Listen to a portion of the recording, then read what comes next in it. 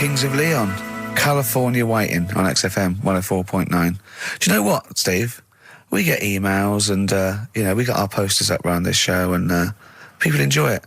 But I don't think we get the credit we deserve for picking the music. It's true. Because we're totally unplaylisted, and I don't know if people know about this, that mine and Steve's sort of first passion before comedy is probably music. We're really, we love playing each other sort of records and that. And maybe when we come back, we should do a show where there is no pressure to, like Carl doesn't press the buttons for us, pre-record it, where we just swap each other's sort of ideas for music. It'd be like the Ricky Gervais compilation tape. Well, sort of like, we're not talking John Peel, where we're trying to find obscure Belgian jungle and do demos. It'd be everything from, Kings of Leon, Lou Reed, maybe a bit of 80s stuff that people have forgotten about. Beautiful songs. What do you think? I'd love to do that, Rick. I mean, genuinely, there's nothing more exciting to me than introducing to someone a song which they then go on and they love and they listen. Maybe they buy the album. But that's something to think about, maybe for later. Yeah. Well, it's like you say, the pressure to kind of come up with some, high caliber chat between each record. It takes a toll. But and that's it's a passion of ours, and we'd love to. But now it's Rockbusters. Bad Time from the Jayhawks on XFM 104.9. Steve Merchant, Ricky Gervais, Karl. We're having a good time. We are indeed. All right, Karl, what you got lined up for us now? Right, well, you got a choice. Nearly Dead.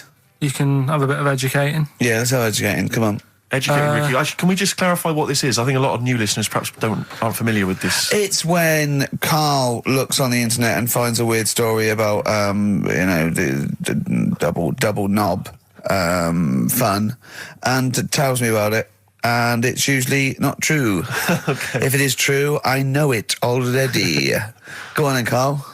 They're not really weird stuff, it's just stuff that's gone on. That's interested me, that's all it's about, and I educate about it. I should just confirm that we've had a number of emails that say the baby born without a knob and then having one transplanted from a baby that luckily enough had two knobs is apparently true. Right, listen. So, I don't question that you could be born with a deformity and get someone's, fingers, knobs, What I'm saying is, it didn't happen with the doctor goes, I'll leave with it. I don't believe it. That baby's got two knobs. Exactly. What a coincidence. I bet that little bit of information isn't in there, is it? Sure. That he went out the door, I'm going to get a coffee, came back, bloody hell, hold on, no, here's an extra knob, I found an extra knob. We can put that knob on there. Perfect. Travis, writing to reach you on XFM 104.9, all right? A couple of emails here trying to respond to our requests for nursery rhyme related information. Oh, go on. Nikki Williams says that she was at infant school and she had a nursery rhyme book, and in the book, and this may just be the illustrations, but apparently the 10 in the bed in there were small baby monkeys, which you'll be loving, Karl. But again, I suspect that might just be the illustration that accompanied I remember I had a book of nursery rhymes when I was little, and my brother, he was older than me, I was about 5, so he was about 16, and I remember him and his mate just absolutely cracking up, because it said, up Jack got and home did trot as fast as he could caper. He went to bed and bandaged his knob, N-O-B, with vinegar and brown paper. I've since found out the knob is like the old English for head, but I didn't know why they were laughing. Of course. They were just cracking up. This was, whenever one of my mate's brothers came around, he said, where's your nursery rhyme book? And he'd read it to him. Yeah. And it was just the funniest thing in the world. The brown paper and vinegar was a popular method, because didn't Jack and Jill use that? They used something similar. No, that was Jack and Jill. That was Jack and Jill. Yeah, that's Jack when he broke his crown, which obviously, that means his head as well, doesn't it? Yeah. So he's fractured his skull on a sort of like an outcrop of rock. Yeah. And then... is that still used, the brown paper and vinegar? I don't think it is. I don't know, maybe in Manchester they're still using that, I'm not sure. Yeah. Tracy and John Burton say that they reckon a Humpty Dumpty was actually a cannon that used to sit on the walls of the castle in Colchester where they live. That makes sense. Yeah, that would make a lot more sense. On a wall, had a great fall, the King's couldn't put them together again. So he had they broke the cannon, or it meant it exploded. Maybe the cannon fell apart. Because people used to get blown up by cannons just doing it wrong, didn't they? Sure. Which is hoist by your own petard. Right. Where that comes from. Right. Coming back and blowing up in your face. So that makes slightly more sense, because you would want to send for the King's Men then. Yeah, and the horses. I think the horses just came along anyway. Well, that was quicker. Sure. The quick King's Men, it took them about 3 minutes, with the horses there in about a minute. So, but I mean, if it blew up, there's nothing I could do. Yeah. So we got to the bottom of that. See, the educational, Karl. See, this is real education. You know what I mean? It's got a bit heavy though, doesn't it? What? Humpty Dumpty? Yeah, it has got a little bit heavy. Let's dumb it down a little bit. What do you want to do? Mary, quite contrary? We're doing Rockbusters in a bit. Hang on a minute. What? Before you even get to Rockbusters, oh, man alive, there are loads more verses to Old Mother Hubbard. Are there? I'm going to digest these while we play the ads, and I'll see if there's any salient information I can give you afterwards. Brilliant. Moving on, what's the next one? Would she be able to breastfeed? Yeah. And she'd be able to do it standing up while he was on the floor. Talking to nipple. Hey, come on. There's a lovely juicy pair over there. Okay, I think that's the last show. People should actually phone in and speak to Carl and try and convince him. forget that. Yeah, what's the number, Steve? Forget that. We haven't got time. Yeah, he hates answering it. We'll do it during the record. Leave it. Phone in if you want to speak to Carl, if you know the number. Call in, try and convince Carl to kiss a little nipple. Don't want to. Rick, I should just point out that I feel... Don't answer back! Come on, I think Carl has offered nothing there. I think those educating Rickies were appalling. And the only thing that would redeem the show is if he kissed the nipple. Kiss the nipple. Phone in if you want to speak to Carl. If you know the number, call in and try and persuade Carl while this record is on. We'll answer the phone. Phones are still going mad. Answer one. Just put with someone else. Kings of Leon, California waiting. He was rude. He's so rude to people. They phone up and they say, "Oh, kiss his nipple." And he goes, "Yeah, all right." And he hangs up on them. Answer the phone. To say to put them on air. Answer the phone and be nice to whoever it is. Be nice to them at least. Putting people on the air. Hello. Carl. Yeah. Speak to Carl. Why don't you speak about that human monkey that was on the other day? Old news, man. How long have you been listening? Listen, can we forget the monkeys? What do you think of his nipples? All right, then just kiss his nipple then for... I'm not going to kiss his nipple. I'd do it for 500 quid easy. Would you? Yeah. But why? Why do you want me to do it anyway? What are you getting out of that? Oh, come on, mate. 500 quid. It's worth it. Yeah, but... He's got the money. You'll probably get more out of him if you want. It's not about the money, really. If I could think of Suzanne. Suzanne, you come home 500 quid and go, there you go. Just kissed his nipple, 250 quid each. She gives me more. It's not hard. It's not happening.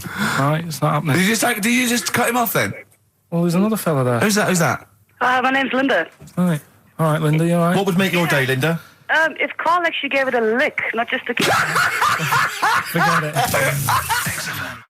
Go on. I think what else has gone on? Well, while you're thinking, Carl, I should just tell you now, you threw that question out earlier, why are ginger people historically mocked? We've had a couple of responses on the text, 83XFM. Again, as ever with XFM listeners, don't believe what they say, don't trust what they say. But one of them... Have we got any respect for anyone in the world? Get back to you. Pete in Tooting, now, again, I think this is nonsense. He claims that the reason ginger people are disliked is because Judas was ginger. From the Bible. I don't know where he's come up with this idea. No, I've heard that. But are there a great many people from, the Middle East who are ginger? Well, that's probably why he stood out. Sure. And he was probably fed up, and he thought, I'll get him back. Yeah. Maybe... Unless he had his hair dyed ginger when he was on the witness protection scheme. Which presumably he had to go into after all came out in the book. What did he do? What did he do? He stitched him up, didn't he, to the Romans, didn't he, Judas? Did he do it for 40 pieces of silver or something? I'm not big on the Bible, but apparently... Incidentally, if you'd like us to stitch up any kind of Messiahs for 40 pieces of silver, just get in touch, 83XFM. We're willing to do that for you as well. But that's one explanation. There's another one here, which is, again, I don't believe this for a moment. It says, ginger people get a lot of stick because in Elizabethan times, people with ginger hair were told that their mother had slept with the devil. And that was why their hair was ginger. So there's two options. Maybe if you've got some more, you can any more spurious thoughts, then get in touch. The Pogues, rainy night in Soho. I hope there isn't a rainy night in Soho tonight, Rick. I'm sure you're one of those who agrees with me. Listen, we just had an email here from a guy called James Lee. He says, hi, just writing a bit of info on the scientists in Antarctica. I'm a scientist who's just come back from one of the Antarctic bases called Haley. There are 15 people staying there over the Antarctic winter. The scientists are looking mainly at the atmosphere, things like the ozone hole and meteorology. Right. I think there are 6 scientists staying over the winter, as well as a doctor, electrician, mechanic and a carpenter and so on. And so he's saying they do listen, they have the internet, so they maybe could listen to the show on the internet. And if you get the chance, say hi to Francis and the rest of the winter is for me. Sure, no problem. Yeah, thanks, James. But yeah, there they are. That's what they're doing. That's what they're up to.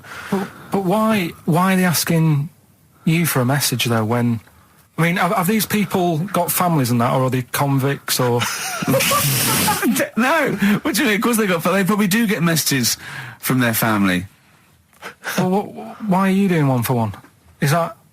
I mean, do you know, like you see it in like porridge and stuff like that, where if someone's in prison and no one visits them, and they sort of look a bit fed up and that, is this message that you're doing for like people who don't get a letter in the post from... Brilliant. So they put this on the shelf until someone doesn't get one. All right, Hargreaves? Yes, sir, I didn't get a message today, sir. You have got a message, Hargreaves. I've what, sir? Hargreaves, you have got a message. Really, sir? From Ricky Gervais. Really, sir? And then they give it... Don't talk, please. There are scientists listening. Try to keep the talking shit down to a minimum today. What's annoying me is, right, they're saying this stuck over there for months, but it seems to me like they're wasting a lot of time. Right? Why? Well, you're saying they probably watch DVDs. They're saying they've got internet access. Yeah. Yeah? Well, I'm wrong. Listening to messages, get the job done and go home. Well, well, then we don't have to tell them anything then, because they listen to the internet. If they've got the internet, then, it's a waste of time. Good point. Play a record. Well, hang on, before that, here's a good point. You've had a long time to research what's been going on in the world. We just had an email here from Nicholas who says, why haven't you told them about the recent pig Olympics that just went on in China? You've missed that one, Carl, once again. Who won?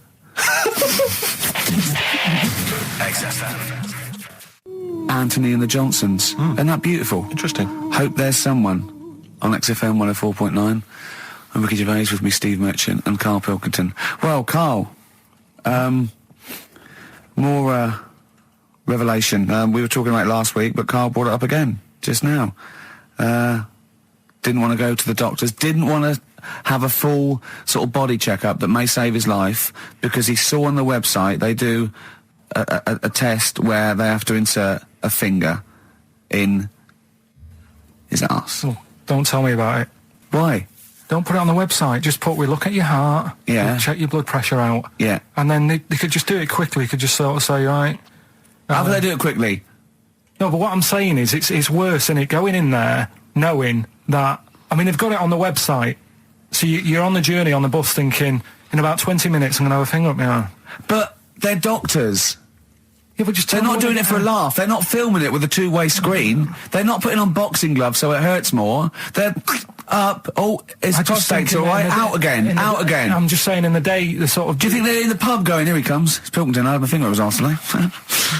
Do they allow ladies to do that? Do they allow female doctors to do it? Of course they do. They're doctors. No, that's worse. Then. You're sounding like him. No, I'm just interested in, because, do they allow female doctors to do the finger up the arse thing? Well, of course they do. They're doctors. Forget the female and male. They are doctors. Right. Do you know any female doctors to do that? But what I mean is, isn't it a bit like if you're being searched at an airport, and you're a woman, they send in a woman person to search you. They don't send in a bloke to do it. Is that the same thing? Yeah, they probably trust someone who's gone through 6 years medical college not to be taking the piss as opposed to a fat security guard who couldn't get anything else. Do you know what I mean? You're talking about there's doctors all the time coming out in the papers, they gave them this so they could look at their boobs or whatever, or, it's all, you're always hearing stuff about dodgy doctors. But what I'm saying is, the reason why they do that security, because there's lots of security people, and they can, for your own, for the, your own modesty, there's a female one to search females and a male one to search males, and that's fine. But there's not like 4 or 5 GPs to choose from, and you go in there and you go, is it your arse and testicles? Do you want a bloke or you accept what if they've it. got long fingernails? They don't have long fingers. What do you think this female GP looks like? She's sitting behind the desk like Cruella de Vil with cleavage and long red false nails, going, "Hello, love, bend over. This may hurt a little bit." There's gloves and Vaseline. I don't believe there's 2 of you now in the room, Karl. They're doctors. They have to. What would you rather do than put the hand down your throat and round your alimentary canal to feel your ass? It's a quicker way in. You seem to know a lot about these doctors who stick fingers up people's asses. You're a very well-informed gentleman about this sort of thing. Well, say if they did find something, would you then have to get like a second opinion, so someone else's finger? Well, no. They test it to see if there's anything suspicious. That it's usually a swollen prostate, which can be anything. So they catch it early, and that's it. They feel up there. But if you want a second opinion, then the same doctor will just stick a thumb up and have a feel around them. So it always works in the same way. Yeah. Well, if there's a doctor who can, I don't know, put me at ease. I mean, surely there's another way around it. I don't believe that. I mean, what is this? 60 million people or something in the world, isn't they? 60 billion or something? Well, 6 billion, something? Yes, you got it. Right. You hit it. Well done. That's good work. Right, so, there's 6 billion, did I say? Yeah, what's 6 billion then? Loads, isn't it? Yeah, but So if you want a doctor to phone up to assure you that the finger at the bum thing's not painful and that it's necessary and Just that that it's it's not just someone necessary, trying to get really. kicked. Just that it's not an easy way round. All right, what's Do the you know what I phone mean? number here? It's changed, haven't they? oh, You're the producer! Hang on, here it is. 0871 222 1049, and I think you select option 1. It tells you anyway what to do. please, if you're a GP or if, you know, even if you've completed medical, I mean, we want a qualified doctor, really. Anything else is not good enough for Karl Pilkington. We'd love to. You can ask him all the other questions because you know, Karl, as I said last week, he doesn't feel his own testicles because he doesn't like the feel. Yeah. So, you know, I'd like a doctor to explain to him how necessary that is. And this is truthful as well. I've got very slight pain around the genital area at the moment, and I think it might be some kind of groin strain, but I'm a little bit anxious, not entirely sure Yeah, what it is. you've been with me twice when I've gone along to get them checked. Yeah. And I go, oh, what's that? Yeah. It's terrible. I mean, but, you know, it's usually... I think you're in a pretty low risk, aren't you? I'd hope so. You're coming out of the 20s. I think testicular sort of... I shouldn't be doing this. I'm not qualified. All they said was to me sort of like it's 20s and 50s. Mine- So like, we're into... Mine sort of felt like they dropped a bit the other week when I was on holiday. I don't know if that's like when you're relaxing or I was wearing shorts a lot. How far? If it's 2 foot, it's too far. I was having problems walking. What do you mean? No, Why? it was just a bit, I had shorts on all day, I'm happy, I'm walking about on the beach, what have you. And then at the night, when I put some long trousers on, I was sort of walking like a rickets. They probably like stretch a little bit. Sometimes, I told you when I was about 18, I was scared. I went to the doctor. I felt a pain, right? And because I was doing biology, I thought I'd show off this doctor. I said, I've got a pain. I think it feels like it starts in the epididymis and goes up through the urethra either. And he went, Finger up the arse. he said, your jeans are too tight. They're squashing your balls. So we want a doctor like that. So what's the phone number again? It's 0871 222 1049. A qualified What do you doctor. mean your balls drop though? We've got to come back to this. I don't know, they just felt like, it's not too bad at the moment. I was alright on the way in, but it was just... I feel twinges all the time, but you never know whether it's just because they're no, in... but they felt like they weren't my own. Do you know what I mean? They sort of felt a bit like these are... There wasn't a baggy. bloke standing really close to you, was there? And You didn't get them mixed up, did you, on the way back? On the flight back? felt Someone a bit else has got more- them. Take a leaf out of nudist books. They just walk around. They've got nothing on it it. about nudists. Why? Well, let's play this ad break and that, and Have you had another encounter? if we've got time, I'll tell you about it. Have you really? Oh. XFM. Right, we've got who's that on the line? It's Rob. Rob, and are you a doctor? I'm a final year medical student. I'll be a doctor in 2 months, touch wood. That's close enough, isn't it? Yeah. Excellent. So, where do you study? Do you want to give more details, or do you want to remain anonymous as you're calling in to I talk? study at Barts Hospital. All right, great. So, why do GPs sometimes put their finger up a man's anus? To see what's there. You know, if you've got hemorrhoids, if you've got an enlarged prostate, you know, it's either that or they stick up a big tube and have a look up with a light. What? And it's easier to do that. Now, are you dumbing this down for us, or are you going to fail your medical exams by saying stick up a big tube with a light? I'm dumbing it down. Okay, come on then. We're all intelligent people here, and Karl. So you tell us what's that called? It's called a sigmoidoscope. Right. Nice. That was a clever test, wasn't it, Rick? I 12 think inch he's a real long, doctor. Yeah. 12-inch long tube that they can put up there. So, Karl, would you prefer that or a finger? Well, so do they sort of do the finger first, and then, I mean, at what point do they say, hang on, we need a light here? I mean... It's normally if there's something wrong. But, so if I go then, say if I go to this well-known clinic, right, and Yeah. they go, yeah, the art's good and that, yeah, finger, there you go, and then they go, hang on, I'm going to go and get me light and tube. I could start worrying then because they've sort of found something. And they're not likely to go straight in with the tube. They'll probably send you off some tests first.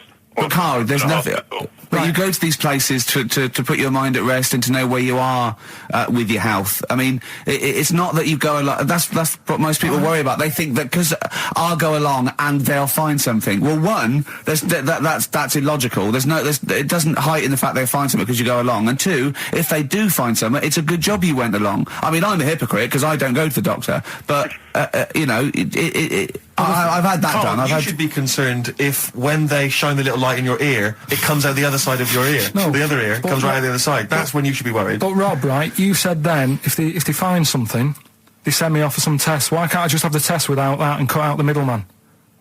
Do you know what I mean? Because you're wasting lots of money. There's hundreds of tests they could do, and they could do every test, and they could all come back with nothing, or they could do the finger up there and send you for the 3 tests you need to find out what's wrong with you. But in this day and age, with all the technology and that, and like brainy doctors and all that, the only way to find out is sticking a finger up there. What are you worried about, Carl? Is it fundamentally that this doctor who's has done 6 years medical training, is it embarrassing to have a man's finger up your ass? I just don't understand how you can get round to that without... But what don't you like? Is it fundamentally you don't like anything up your ass, or is it the fact that it's a man's finger up there? I don't like going to the doctors. It makes me nervous, because I think if anyone searches you long enough, they're going to find a fault with you, right?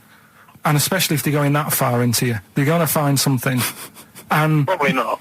Well, you never... I just don't... I don't know how to get round to that sort of... that point where you get a... What do you talk to the doctor about? And he's like, all right, nice day. Strap your trousers. He goes, he says, I'm gonna just, Most people just shut up and let you do it, and then breathe a sigh of relief when you say there's nothing there. Yeah. But is that at the end of the test, or is that the first thing he does? It's the last thing. So that trousers up out the door. Because he knows it ends conversation. He knows it's a bit of a faux pas. The doctor says, "Oh, I better not kick off with the finger up the arse." What I do is I'll start on with the the head, and then then I go, "Oh, one final thing, Mr. Pilkington." So Rob, he drops his keys and he goes, "Pick them up." And as you bend over, will you be doing this, Rob? Is this what you're like open to do? You do all these. I'll have to do it at some point. All doctors do it at some point, no matter what they specialise in. So the first one, is the another doctor there to sort of make sure you're doing it right? Not dentists. No, but do you know? Dentists aren't doctors anyway. But do you know what I mean? Like, normally it's like a co-pilot will have someone with them for the first one. So when you put your first finger in, Yeah.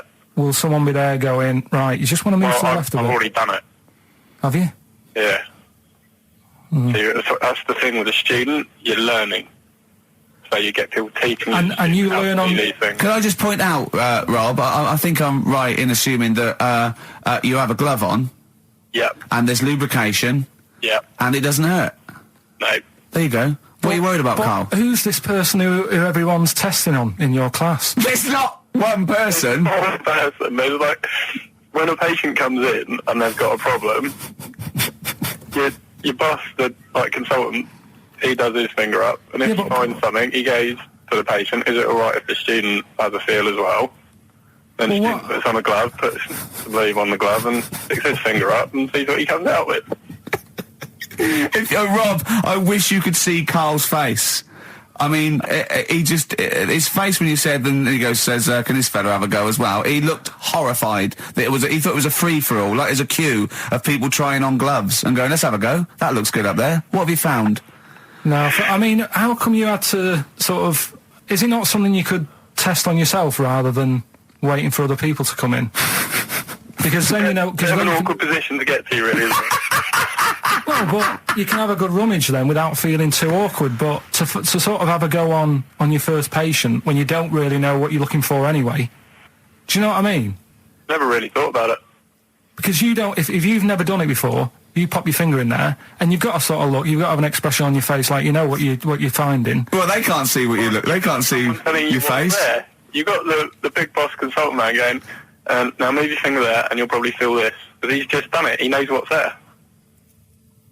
Well, what? Oh, so he's already had a go. He's had a feel, and he's going right. If you feel to the right, that's the conglomerate or whatever. The conglomerate, yeah. Its conglomerate is in perfect working order. Well, I'm still... Thank you, Rob. I'm sorry you had to go through this. Carl is probably the worst patient you'll ever encounter in your medical career. Good luck with your finals, and thanks very much. And do you know any female doctors who do this? Or? Thank you. XFM 104.9. Thank you. You too. City of Blinding Lights. I'm going to see them next week at Twickenham. Yeah, well, enjoy that. Looking forward to it. Yeah. Thanks Yeah. again for letting me know about your... Old Nobbo and Edge and Yeah. all that. Now listen, you just got an email there saying, can you turn up your microphone, Steve? Apparently my voice is a little bit Well, quiet. Carl has to do one thing, make sure we're heard. That's Yep. all he has to do. Well, I can hear it. Sounds fine to me. Well, not to the listeners, and that's who we're trying to please. Well, Yeah. It's one person said he can't hear Yes, but we've only got one listener. So if he's Yeah. not happy, we're buggered. You're allowed to say buggered. Not twice, certainly. Once could have been a mistake. Yeah. Twice, pointing it out is definitely, complaint material. Neil Young from the album Zuma, and that's Pardon My Heart on Beautiful. XFM 104.9. Ricky Gervais, Steve Merchant, Karl Pilkington. We just had a text here that says, and I don't know what truth there is in this, as ever, but John says there is apparently a nude bike ride today in Hyde Park. Now, I can't believe that's the case, because I don't think it's allowed, is it? You can't ride around with your I don't veg, know. can you? I don't know. Why would you want to? Well, good point. On a bike? On a bike, I love the fact that that's what disgusts him. I want. Do you know what? If we did appeal for a nudist to call in, I'd want a very specific sort. I don't want. I want a German nudist, a middle-aged man called Helmut. Okay. If there is any, or the closest one to it. So I want a middle-aged man from Germany. If your name is Helmut, you're in. But I'll accept Hans.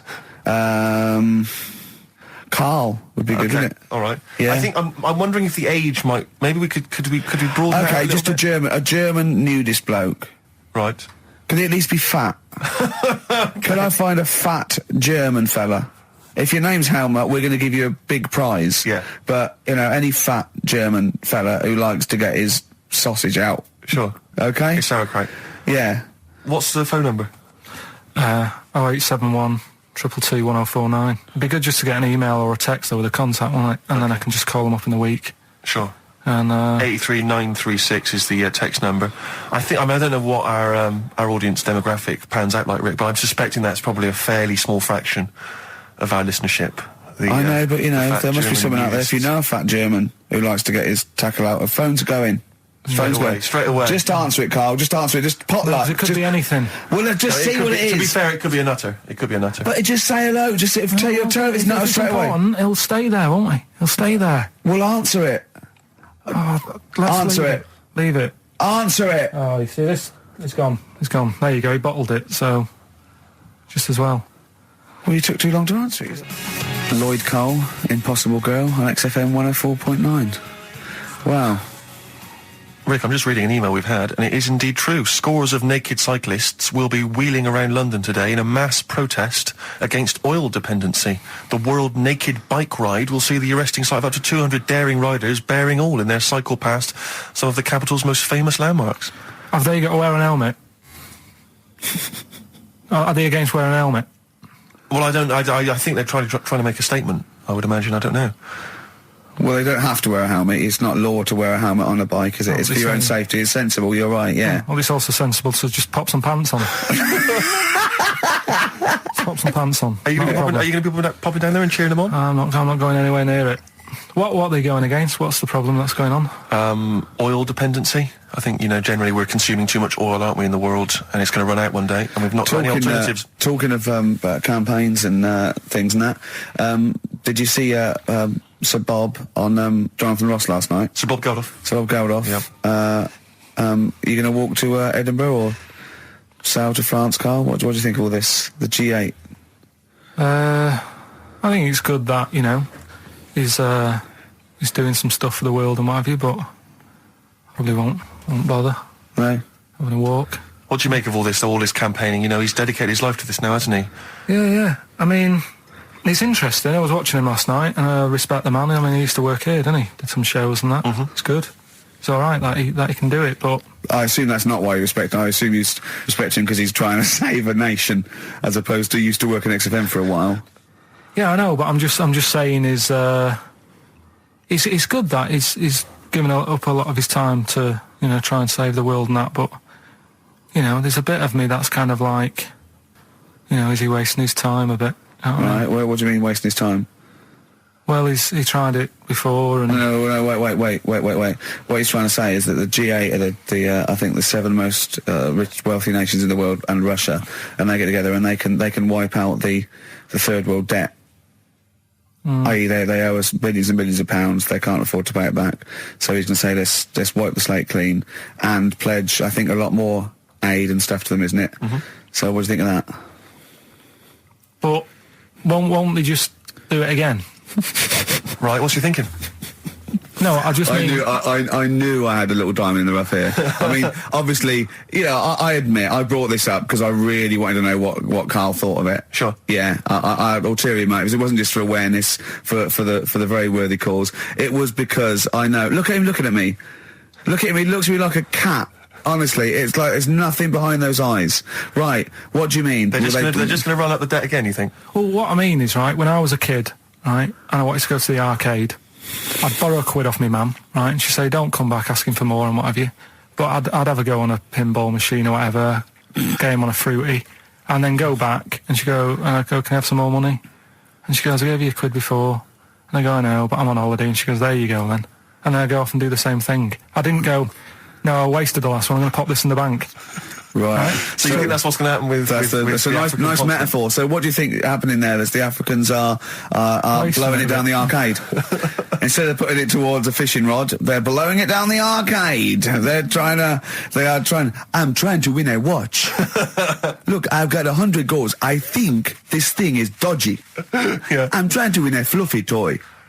That's what Bob's saying, you're never going to get the Snoopy. You're never going to get the Snoopy. It's always going to fall out of the little claw before it gets to the claw top. is not strong enough. Yeah. Do not waste it. No, Midge. Midge, you have to write a song. Write another song, mate. They've blown it down the arcade. Brilliant. So that's your genuine logic, is it? Well, I just don't know... if they put me in charge of it, I don't know what I'd do. I just think it's a... Could I just say that will never happen? No. Could I just say to London, yeah, and anyone listening Sleep on Saturday, yeah, don't worry, Karl is not going to be put in charge of G8. It's not going to be him, Blair, Chirac. That would be a joy if it were. That would be amazing. Well, I've got another food-related item here. Now, Karl, I got a little email via my agent sent from someone here, okay, so sent from someone at... XFM, okay, and I won't say it was. She just said, I thought this might be good for Ricky to use on Saturday, and obviously what happened is Suzanne has sent you an email in the week. It was Wednesday, and you've returned it, but I think you've returned it to the wrong email address. You returned it to someone here who, of course, immediately forwarded it to my agent for ridicule on the show. Don't panic; it's nothing that bad, okay.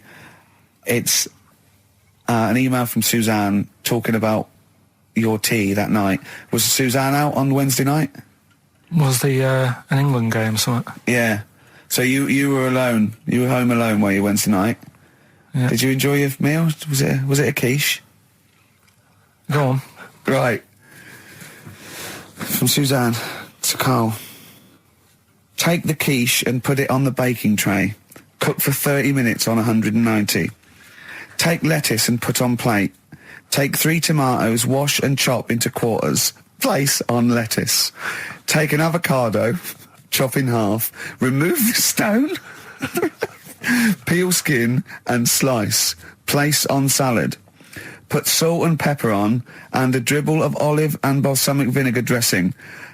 Right? In brackets, small bottle behind the cafetiere. Right, in case he's reaching for bleach. Yeah. That's it. Should have put everything else away. Right, then sprinkle a smidge of parmesan on top. Remove quiche from oven, cut into quarters and put on plate. Eat. Oh, wow. Does she have to do that every single time she's out? No, it's just that I'm not that good at cooking, right? And to be honest, that was a lot of hard work. I didn't bother warming it up. And I did without the avocado. Why? Too much messing about. He didn't even do that with instructions. It was too much. But yeah, I'm not that good at cooking. And Did you That's not cooking though, is it, Karl? That's heating up a slicing. quiche. That's cooking it is making the quiche. Yeah, but I'm just Can't be. Could you have figured that out if she hadn't left that note for you? Why does she have to tell you what the olive oil and balsamic vinegar was? Because I've put sort of cooking oil on my food once, and I said, oh, it's a bit... It's ever since, right, years ago. I'm gonna die! Years ago... Oh, God, leaving Mr. Magoo at home! It was ever since I put sausages in the toaster that... What do you mean? I nearly set the flat on fire. Because, do you know, like, when you're grilling food in a pan and all that? Yeah. Sort of sausages spit and it goes everywhere, doesn't it? And it makes everywhere greasy. In the toaster! So I thought, well, just want to warm them up. Yeah. Bung them in the toaster. Yeah. What happened? And she sort of caught... They got stuck and they sort of caught on fire, I imagine. She came in just as I was sort of plunging it, and Matty came in from work. She said, what are you doing? I said, I'm in sausages. Well, the oven isn't on. I know, they're in here. What, you turn it off? Panicking and that. But I've never been into it. I've never been into cooking and that. At school and stuff, I didn't bother doing it. Oh, every time Suzanne comes home, she must think, please be the house still there. Yeah. Please not let me hear a fire engine as I come round this corner. Oh, God. She comes and goes, oh, God, thank God. I bet she's always happy to see you when she gets home and you haven't burned the place down or introduced some howler monkeys or something. Unbelievable. What I find extraordinary is there are people who are in sort of care in the community who don't need instructions on how to prepare food. Oh, they do. They can do it. Yeah, you show them once. Yeah, they do. Don't, whatever you do, don't put sausages in the toaster, Johnny. Do you know what I mean? Yeah, and they've don't- learnt it. They don't put sausages in the toaster. Yeah. They put their fingers in. But, yeah. Landed Ben Folds on XFM 104.9. We've had an email, Rick, from Simon Whittaker. He says, he's throwing the question to Carl. Have you seen the video for that Ben Folds song where there's apparently a monkey working the sound desk and shifting the piano? So, yeah, you want to check that out. Talking of monkeys working the sound desk, we've also had a lot of emails directed to you. Yeah, a lot of emails directed to you, Carl, asking if you saw this programme that was on in the week. I didn't see it. I think it's called The Strangest. The Strangest Village in Britain. Yeah. Did he watch it? He called me 6 times during it. Of course he called did. me 6 times. Now, just explain briefly what this was, because I didn't see it. Well, it was a sort of an experiment. I think I can work out from the sort of 70s, and it was sort of run by, from what I can make out, mainly sort of German Christians. Right. And what it was people with various disabilities or mental illnesses, Down syndrome, autism, bewildered, and they were living normally in the community. And there was 300 people in the village. Half had some sort of problem, mental problem or disability, and the other half were sort of carers. And I mean, it was very, very strange. And where is this village? It's somewhere in this. It's up near Whitby, isn't it? Yorkshire, Right. Okay. But he called me. He called me at various points. We were watching that. It just started off. He went, geez, if that's the beginning, what have they got coming up? Then there was 2 fellas, and the phone rang, and it went, what is going on? And it was 2 blokes who had created their own language. Okay. And they go, what and you go, and it was an interesting program. I love documentaries like that. But what made it twice as good was that I knew that Carl was getting confused. Yeah. There was one bloke that went round interviewing people, and he'd just have a string of questions, and he'd go, have you ever had curly hair? What's your favourite animal? Have you ever seen a badger? All right. And Carl was getting stressed. It was stressing me out. Because he was trying to think of the answers quickly enough. He was sort of saying, do you like mosaics and that? And I was like, oh, I do it. And the next question was coming in. It was like Mallet's mallet.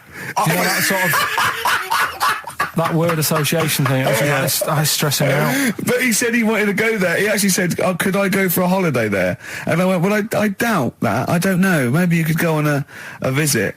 That would be great, wouldn't it? For Carl to walk in there. But the thing about it would be like Carl would be the ruler. He'd be the king. It would be that in the kingdom of the blind, the one-eyed man is king. I mean, he would just dominate. I don't know. There were some of them were quite clever. Really? Yeah, I don't think he'd. I think he'd probably be average. Yeah. I don't think he'd. Okay, he'd just blend in. No, I don't think he'd shine. Yeah. Because a lot of them were quite good at some things, weren't they? He didn't like the angry bloke who punched him. There was this really sort of sweet Down syndrome woman called Nan, and she hadn't hung her coat up, and this angry bloke was going, if you don't hang your coat up, I will. And he punched her, didn't he? Yeah. And poor Nan got it in the neck from everyone. There was another woman bullying her, wasn't he? Yeah. But you like the little The little Down syndrome fellow with a woolly hat who was helping alright. that woman. If I went there, he's the one who had sort of humped down and said, come on, let's go for a pint or something. Sure. But, Incidentally, do you like mosaics? We didn't establish that. He's still thinking about it. David Bowie, Watch That Man on XFM 104.9. Now, coming up, Steve, and listeners, so, I'm talking to them mainly. I'm not really, I'm talking to you and Carl, really. Yeah. But, coming up, an old feature, Knob News. Oh, Knob News, the welcome return of Knob News. Yeah, and Monkey News is still there, isn't it? yeah. Just briefly, you don't think you really gave that competition justice, did you, not handing out the email? No, let's just quickly whiz through the questions again. Yeah. John's texted in, by the way. He says, I never get any of the Rockbusters clues. Is this a good or a bad thing? Definitely a good thing. Definitely a good Definitely thing. a good thing. Yeah. Yeah. Did you have to have that thing done where they say, what side do you wear your member? What side you dress. They don't say what side you wear your member. That would hardly be a euphemism, would it? So they say what side you dress, sir. It means what side your little John Thomas leans, doesn't it, on rest, usually to the left, isn't it? Your little But do left you know, testicles. if I said to you now, what side do you wear it on? Do you know? It would be left. It would be the left. That's what I mean. If standing there, right, with nothing restricting it or holding it in or holding it up, right, it sort of leans. Your one ball is sort of like slightly back and lower, isn't it? And your little John Thomas rests there, so it's left. And the reason they ask it is so they don't put the tape measure up on the left and squash your willy or touch your willy. So it's nothing to do with like, well, you'll need a bit more room of sort of more material on that side, or... Well, no, I don't think they compensate. It's just when they put when they stick that up into your groin, they don't want to come in contact with your little... The thing is, I Mercy. don't know what side I wear stuff on. I just sort of pull my pants up and wherever it wants to go that day. But maybe it's not big enough to sort of make any, real decision. But, like now, I'm sat here, right, with my jeans on. I don't know where I am. Well, that's clear from hearing you talk. No, but what I mean is, if a fella said to me, what side are you, what side's your member on? I'd go- Member? What is this the use of the word member suddenly? I'd go... Well, it's usually not appropriate, and also, I imagine in the old days they had big baggy pants that used to sort of like hang down, and now, like with those stretchy boxers and briefs, it's sort of held up in a nice little, neat little parcel, isn't it? So it's probably not appropriate. It doesn't come in contact with your little snake. So, did you ever, have you ever heard that? Are you telling me a tailor has asked you that and you went, what do you mean, mate? No, I've never, I've not really had one made to measure. I had one made when I was a kid, but since then I've sort of bought a suit off the hook. But when you were saying about buying a suit, I know that question sort of crops up and I don't know what the answer is. It just annoys me the way I don't know, there's no surprises anymore. Do you know what I mean? People know. What do you mean? He's going to go, right, I'm going to measure you now. Which side shall I measure? Go, well, pot luck, go on, have a look. Right, there you go. Oh, you got it. You checked me out. What do you mean there's no surprises anymore? What are you talking about? Everything you say is a surprise. Everything you say. Every opinion you have is a surprise to me. What I mean is, why aren't people just happy just to go, well, depends, doesn't it? I'll just pull the pants up wherever it wants to go. I'm happy. What do you mean? Why is this such a big issue? But Carl, when they ask you this question, they're not making a note of it somewhere. It's not statistical research to find out what the kind of common leaning is. It's a question so he doesn't touch it when he's using his tape measure. Just be careful. But he is being careful by asking the question. But what's wrong with him touching it anyway? If it's only like a slight... Fair enough. But if he just sort of, knocks it a little bit, you can just go... Do that again? To me, it's the same as the prostate thing. It's just happening all over again. But the doctor doesn't go, oh, what side's your arse on, sir? Trying to avoid the arse. He wants to go, he knows where your arse is and he's aiming for it and he wants to get it up there. He's aiming for it for a good cause. This little fella's going, well, I've got to measure his leg. I don't want to touch the knob. I'll just ask him, sir, do you mind telling me where your cock is so I can avoid it? It's a big difference. But like I'm saying to you, I'd have to have a look first to let him know. I don't know where it is now. I don't know. It could be the left, could be the right. Are you telling me you don't know where your knob is without now? looking? Well, what do you mean without looking? How could... Well, you're saying it as if like... Should we have a guess? Well, have a look and tell us where it is. What are you wearing? What sort of pants are you wearing? I've got my jeans on. But you got pants on underneath them? Yeah. What are they? Briefs or box shorts? Boxer shorts. Boxer shorts, where it's probably free, but the jeans are probably restricting it. I think it's probably either in the middle, dressed in, or just slightly to the left. Have a look. We'll tell the listeners after the break where's Karl's knob. It's a good competition. Oh, brilliant! We've got to send this to the Sony Awards people. XFM. Run, Snow Patrol on XFM. Well, big question. Where was Karl's knob? That's what people have been hanging on for. Yeah. Where was it? Well, I can't believe people have been texting in. Hey, what, guessing where it is? People saying, is it in the middle? Is it in the left? It cost them 10p. It cost them 10p to find out. Just wait, I'm going to get out the answer. You don't win anything, right? Like, strike it lucky. Right? Bottom or middle? Right. It was to the left. Oh! Yeah. I went with the right. That's annoying. See, I thought it would be to the left. If not, maybe if it was all scrunched up, sitting on your lap right, it might just pop up to the middle. Just pop out, like, you know. Well, next week we'll be finding out where yours is. Where's Ricky's bollocks? Landed, Mr. Ben Folds. We've landed on XFM 104.9. Ricky Gervais, Steve Merchant, and little Karl Pilkington, and his magical little manky, round, baldy head. He was described as Wacky Mank in one of the papers this week. Really? Brilliant. Well, remember we were talking about it last week, about he came round to my house, and I popped out my Mr. Johnson, Sure. to take a little look at. And his two That made daughters. the papers. That made the papers. Wow. What paper? It wasn't front page of the Times. It must have been like the Daily Star or something. Just squeeze Live 8 in Yeah, the second, yeah. on the second page. Yeah, so Wacky Mank. Wacky Mank. That's Wacky great. Mank. Wacky Mank. We had an email from someone that reckons they remember you from body popping round Salford Way. Yeah, Eccles Precinct, apparently. You know that, don't you? I wasn't doing it round there, though. What do you mean? I was round Stretford. Stretford-Arndale. And what were you doing? What sort of body popping was it? Just a bit of everything. Caterpillar. Bit of moonwalking. Do you have a little piece of line you used to carry around? Well, mates had that. Right, you didn't Borrowed bother. theirs. Borrowed theirs. Were you any good? But you weren't breakdancing, well, you weren't spinning on your head and stuff, you were more body popping. Well, I hope he wasn't spinning on his head, because you know that can sort of give you little brain damage and things. It can give you brain damage. Also, it can wear your head down, and also makes your head perfectly round. Yeah. Because the gravity is pulling on. But if you keep on doing it, obviously it's going to wear your hair out, yeah. So you become sort of like a stupid, bald, and roundy-headed. Yeah. So You've got to be very I very much doubt that you did do any of that. Did you, Karl? Didn't do any of that. Embrace and Gravity on XFM 104.9. We've had a couple of texts. People obviously can text in 83XFM. That's the text number for the big quiz that's coming up shortly. Rockbusters, still your opportunity to win some of those cracking prizes. Enter your name in the draw if you can unravel the, I don't know what you call them, conundrums that Karl set. Sort of. We've had a couple of texts. Obviously, we're leaving early today. This is a shortened show and our last show of this run. But we've got to leave early. We've got to go down and try and make poverty history. But Rob's texted and he says, only an hour and a half today. Well, poverty does have some benefits then. He's a fan. He understands the show. Who was that little fella that used to write in who hated the show? Oh, I forget his name. I haven't heard from him for a while, actually. I don't know what happened. No. Maybe he realised that if he hated the show so much, the obvious thing to do was to switch off. Maybe that finally dawned That's on him. annoying. What's his name? Someone will remind us of his I name. like people who hate us to carry on listening. Yeah. It just gives it an edge, doesn't it? Yeah. It's the fact that, that you're annoying someone. I mean, I love annoying people. I know you do. I know. So You're like a kind of walking Chinese water torture. Yeah, exactly.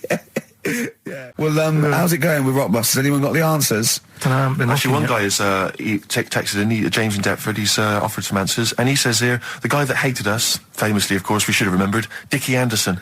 Dickie Anderson? Richard Anderson, of course. I don't know if Dickie's still listening. If he is, obviously email in ricky.gervais@xfm.co.uk and tell us what you've been doing, how you've been keeping busy and stuff. Yeah.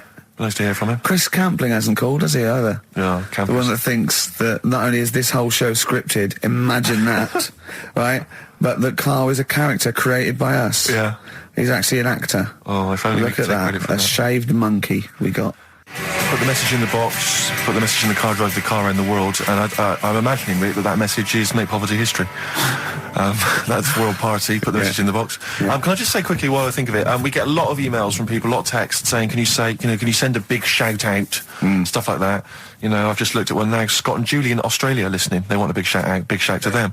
But there's so many people that do it, and I'm obviously just want to say, sorry we never get to your emails. We're very, very lazy. We never really get to look through them. But we obviously do appreciate you emailing in, texting in, stuff like that. And also, can I send a big shout out to my grandparents, who I believe might be listening on their new digital radio? They're pretty high tech. Very nice country. Yeah. Are they the merchants of Bristol? Merchants, yeah. Props to them. Props to them, yeah. Okay, let's have a great show, everyone. Oh, yeah, good luck. Good luck. Good luck to you. Right, that was Jane's Addiction, Just Because, on XFM 104.9. Right, everybody up, let's give them a great show, yeah? 2 hours of, like, fun chat. Let's keep it, let's keep it cutting edge. Let's not be too, I mean, that's what the listeners of XFM would, oh no, it isn't, is it? No, because, hold on, wait a minute, because we came in yesterday and did this little skit, didn't we, where we bleeped it out. A little sketch. It was quite noisy, quite controversial. Karl called me last night, and we're not allowed to play it out. But we've been censored? Yeah. Interesting. Yeah. So it's a cutting-edge alternative station. Wants to push the boundaries. Wants to be thought of as rock and roll, a bit punk rock. Yeah. Because I said something like the Radio Authority. I bleeped it out. What I called them. Yeah. But couldn't do it. Done it before. Censored. Couldn't do it. Censored. Carl agrees though. What's your thoughts, Carl? You agree with that? Yeah, I agree. Yeah. Why? Well, what's the point? Well, it was funny, wasn't it? And it wasn't offensive. Not really. It's not some of the best stuff that would have ever gone out on this show, but, Right, what are you putting up against, exactly? Cheeky Freak of the Week? Well, that springs to mind. Yeah. Rockbusters? But I mean, the thing is, the things that you have put out there, I mean, we better be really careful. Who's worried about complaints? I mean, it's not just swearing, is it? It's taste and decency and everything. Yeah.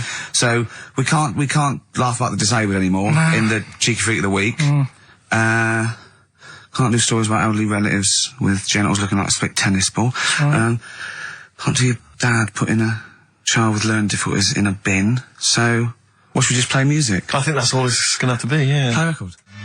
Accidents Will Happen by Elvis Costello on XFM 104.9. Carl's a little bit stressed, but it's not his fault. It was the boss that overruled him. He came along. What did he do? He heard you listening to it. Yeah. What did he say? He says, what's that? I said, it's what Ricky wants to play out tomorrow. Yeah. And he said, well, can't go out like that. Too many... But they're all bleeped. We bleeped the swear words. Yeah, but he didn't want it to go out. I mean, you got to remember, right, you came in yesterday to have a chat about what we're going to do. Yeah. One of the topics that I said, let's talk about, which I came up with, was... Let's talk about swearing. No, you said you never had a problem with swearing, which is normal. Yeah, that's right. And then we did the thing about, isn't it funny that you can, the thing about you can bleep a swear word by taking out the vowel. So we're going, so it's the vowel that's offensive, and we did a little sketch around that, and then ended, he wanted to completely obliterate the word in the end, didn't want to put the thing in that we said about the Radio Authority, which I think it was valid and wouldn't have got a complint. Yeah, but at the end of the day, he's the boss, and what he says goes, doesn't it? Sure. So, yeah, I was just going to say, right. But what you got to remember is what he also said is if you want to pay the 70 grand fine, then go ahead and do it, Steve. There wouldn't be a 70 grand fine there, would there? Well, you don't know what it'd be. But will you pay it? Will you pay for my mortgage? Will you pay for his mortgage? Will you feed his kids? He wouldn't be fired. What do you mean? Well, I tell you what, if it's not a fine, we'd lose the licence, then we'd all be fired. Right. When you're Do sat you at home. seriously think you'd lose the licence for that sketch? Does he really seriously think you'd lose the licence for it? It is not the worst thing we've ever put out or done or ever will do. Yeah, but it's the fact that he said don't put it out, and you're like, throwing your toys out the pram. I want to say it. I want to say it. How old are you? But you still want to put swearing out. It's a discussion about the Radio Authority and the way people are interested. Yeah, but leave it. Let's move on. Don't get annoyed. Yeah, but I'm annoyed because you've been at it since about 12:30. I know. Well, I like to get in early to plan the show. Yeah, but there's been no planning. So, to be honest, I'd turn off today, anyone listening, because there's nothing. Carl, there's never anything. There is. There's sometimes some good things, but today, seriously, what is there? I'd leave it. Something half decent that's been on this show. Loads of little interesting topics. Go on, I can't remember any. Right, gays in toilets. Yeah. Not particularly interesting. Fascinating to you, perhaps. Right, well, I'd prefer to hear that than just a load of swear words. Well, we wouldn't have heard any swear words. We'd have heard some bleeping. Right then, so that's entertaining, isn't it? Load of bleeps. It's just because you don't want to stand up to your boss or say anything. Don't get annoyed with I'd us. stand up to her if I agree with what I'm arguing about, but I'm not falling out with him over some crappy thing you want to play out. Don't say crappy. Well, it doesn't matter, because I'm not here next week, I tell you that. I've canned this in. Don't say so crappy. if Andrew is listening, Someone else can be here next week. Play a record. We apologise for the word crap. That's out of order, we should be. Big Sir, The Thrills on XFM 104.9.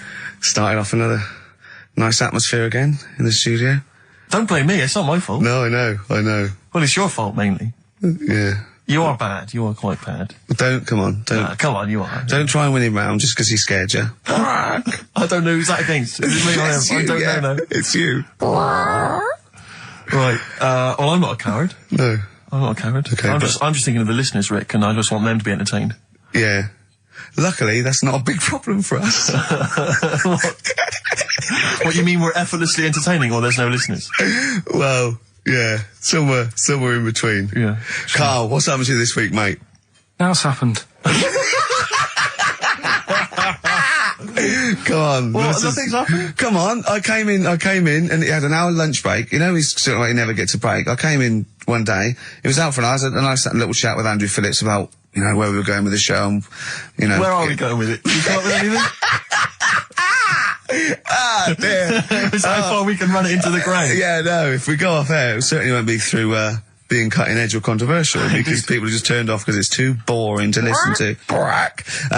But he was out for an hour. Having a lunch break for an hour. Always saying he's too busy. I know, yeah. It's interesting. Actually, on the subject of that, I noticed Dan here has emailed in. He says, I was listening to last week's show, and I think Carly's taken his job for granted. I'd love to swap with him for a week. My qualifications are that I can press play on a CD player and stop. Carl, what do you think of that? And it can come in next week, seriously. Yeah. It says here... Don't get ratty, Carl. I'm not being ratty. Dan, email me. You know my address, email, it'll be sorted out. You can be here next week. Dan suggested we could call it Carl Idol, where people audition each week, or perhaps Bone Idol. I like that. Bone Idol. Brilliant. Have we got a monkey news, Carl? Don't know if I can be bothered. Play a record. Pretenders and Kids. Oh, dear. On XFM 104.9. That's professionalism, isn't it? Yeah, that is unbelievable. Ricky, you were, I don't know if I can describe it really, the scene. You were going mental, you were shouting, you were really being quite an unpleasant character. But well, it's the mic's come on, Rick, and you're you're a charmer. Funny how people get annoyed. Carl said that we don't have to be here next week if Andrew gets annoyed. I went, this is entertainment. He pays us to entertain. We haven't done anything against the law yet, have we? Or offensive, or against the radio authority.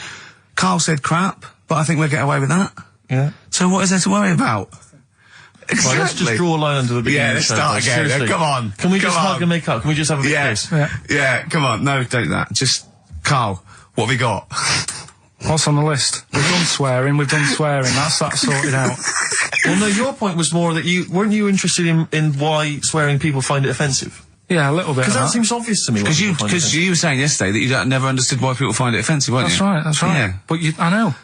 Well, carry on. Yeah, but that's what I was saying to you, why you can't do it on the radio, because people find it offensive for some reason. I don't agree with it, but some people do. Yeah. I'm saying everyone swears. Bleep it out, I would. Well, bleep it out. Bleep it out, that's my theory. But you say that everyone swears. Not everyone does swear. I don't know why you've got this in your head, that everyone swears. I'm convinced. Everyone.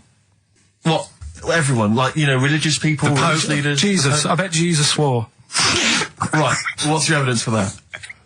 No, I'm just thinking, things are better now than they were back then. Right? Right. He's wandering about in his sandals, getting pebbles stuck in there and stuff, and that's annoying. Nails in his hand, that must have hurt.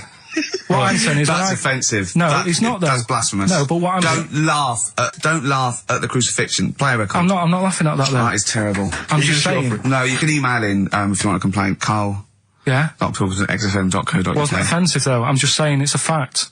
When you stub your little toe, you let out a little effing and jeffing. What do you think is he? Some effing and jeffing.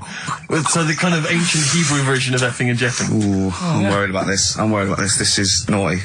No, it's not. Yeah, it is. When did you start swearing? I started swearing at school. Right. I hope you haven't offended any Christians.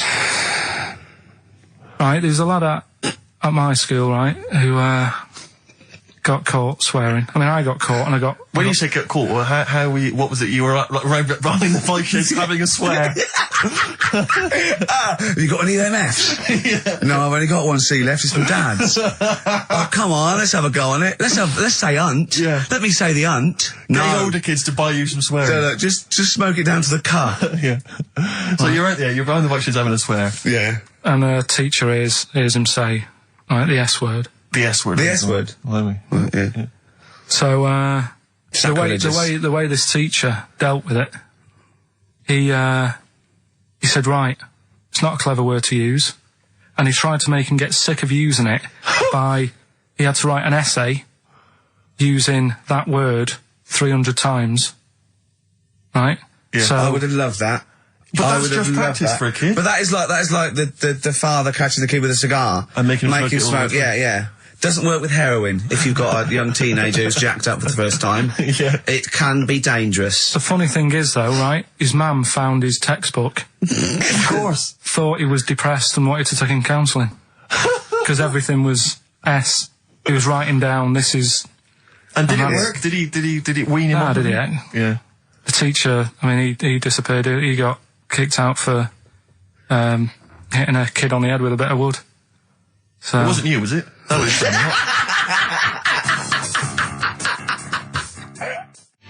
Longview. Further. That's great, that. It's a good tune. Can On I just give a XFM. big shout out, Rick? Go on. To John Kay. He's listening online in Los Angeles, City of Angels. Brilliant. It's his first time listening to the show. Who knows what he's making of it? I wonder if we should explain what Carl is to him. He's up early. Well, he's got up apparently to record it, and then he's gone back to bed. Oh, right. So he'll he's be listening to it listening any to this time. So, oh, yeah. Exactly. Carl, Can you explain what he is? well, he's a little bit of a grumpy, spoiled, lazy prat at the moment. Oh, that's but okay. usually he's quite a funny, nice, sort of genuine guy who's in awe of the world if it's furry and doesn't really care if it isn't. But, Anyway, we're all one big happy family. You all come right? on, Carl, attitude up. Happy. Happy. If we're happy, the listener is happy. We were talking about schools, swearing, kids at school. I just remember at school, loads of my friends now are becoming teachers. Yeah. And I can't imagine what it must be like in an environment with kids. Because when we were at school, I mean, not particularly me, but lots of people in the class, and you'd all end up doing it, would just treat teachers like they weren't humans, like they were just creatures from another planet that were there to be tormented. Because, yeah, it's a game, isn't it, to see how far you can wind someone up to distraction. But And most people grow out of that. But is it because, not everyone, but especially they've got a bit of cash in their pocket now, and a little bit of success, they tend to think that gives them license to treat people badly. It's terrible. But I remember there was a guy, this is such a terrible story, there was a teacher, he came in, and he was teaching us, and one kid, one of the hard nuts, he'd found out that this he lived on his own, and he had a cat, and the cat got run over. And so we got in early, like everyone was in early, and before the teacher came in, and this kid drew a picture of a cat being run over by a car, in chalk, on the blackboard, a huge picture of it. And the teacher just came in, saw it, burst into tears, and ran out. And the thing is, that was like the beginning of term, so he could never get us back after that. There was never going to be any respect for him. It was just... I know, yeah. It's just like, I just remember now thinking about it, just thinking, I mean, at the time I remember thinking it was bad, but now it's just heartbreaking, it's devastating. I know. It's just They just forget, they let their guard down a little bit. Did you ever do get the one them where you onto just humming? Yeah. And And he'd tell us to stop it, and then everyone would just go... we used to, there was one teacher, me and my mate used to go up to and just when we was talking to the other one, just sort of sniff him slightly, and then sort of like, so he goes, what? I go, nothing. And he'd walk away sniffing his armpit. But those kind of mind games, it's like... I know. Once, right, I was talking about this in the week actually, we had this, teacher, and he must have been sort of 60 then, right? And we're all about sort of like 12. We had to do French, you had to put your thing on the booth, and it was I told you something, le chat est the, you know, and all that, right? And répété, cats on the wall, right? He'd repeat it in French, and of course everyone was going F, C, just for fun. And he heard this, and he listened back to all of them, and he realised they were going, and he went mental. He went, I don't believe this. Do you know how much these cost? He was going mad, and he was going red and bursting like Carl was earlier. And it was like, I can't stand this anymore. Anyway, he picked up an exercise book. He said, look at this exercise book. Look. And, I won't say the kid's name. He went, so-and-so, look. Oh, look. He's put... And, I'll change his name, Smithers. He went, oh look, he's put Smithers in shit. Oh, he goes, he's got Clever on this side. He's put Smithers in the lump of shit. That's good. Right? And he went berserk. He went, oh look, he's drawn a picture of a penis with wings, and he's written underneath, Dicky Bird. He went, is that clever? He went, do you want me to put a piece of paper up so you can come and write swear words and draw ladies' genitals all day? And I went, like that laugh. He went, I'm glad you think it's funny, Mr. Gervais. And he stormed out. Oh, God. Yeah. And did he ever come back? No, but we put the bit of paper up for him and said, look what we've done, you sir. That's a fanny. Yeah. There's some knobs. Yeah. Was it biology?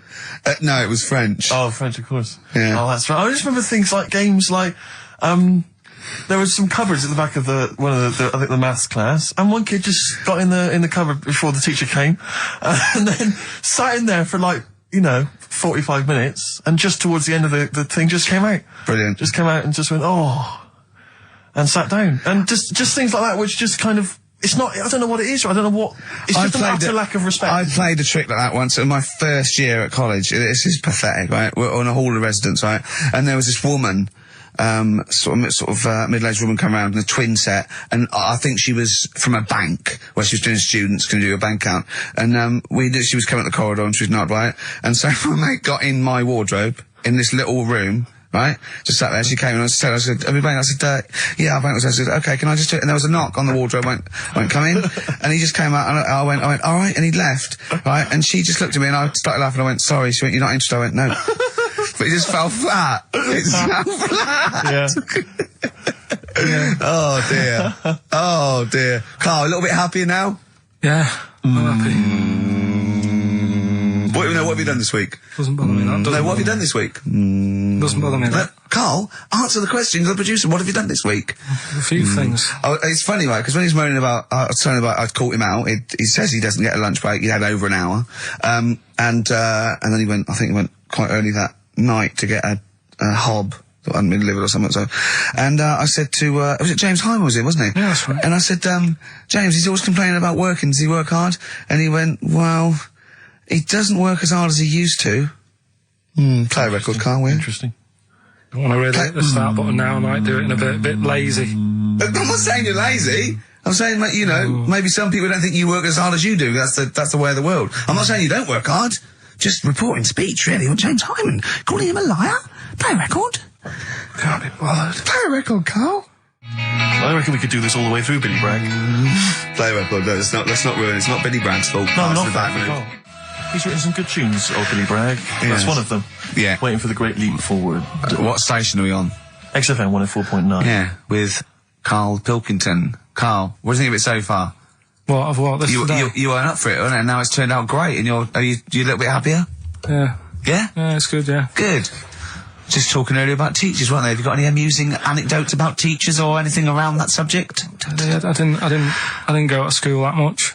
Go on. But when I did, it was, I was telling Suzanne about it the other day how she goes out with me now and she thinks I'm great. She's lucky what she's got. So. No, she's done well. Yeah. Right? But I was the sort of kid who she would have hated at school because I never had, like, a pen. Oh, yeah, I know what sort you are. Never a pencil case or any stuff. I'd start off the term, I would, and have, like, a brand new carrier bag with my stuff in. Brand new carrier bag, classy. And, well, you've got to have somewhere to put the stuff you've nicked from Woolworths in, haven't you? right, so that'd be there. But then by the time, like, a couple of weeks down, I'd put my pen down, I would have lost it, and then I'm sort of going around saying, can I borrow a pen? You didn't try sticking it up your nose, it's not still lodged up there. It's not, no. But the funny thing with, like, you were talking about teachers and stuff. Were you disruptive? Were you a disruptive kid? Were you Not sort of really. causing trouble? No, not really. He wouldn't cause trouble. He's terrified of the boss here, isn't he? No, it's not that. It's just that, what's the point in winding people up? I find it quite annoying if people do that. So I don't wish it up on anyone else. Why do you wind Steve up then? I don't wind him up. You do. You have done, but no, come on, let's not argue. We're getting on well then. Come on, Carl. And, like, the teachers, because I'd lived on this estate, right, loads of stuff used to get nicked and go missing and what have you. Blackboards, And desks. their way, no, like the telly and the headmaster. video Oh, really? and stuff like that, and the projector thing and all that.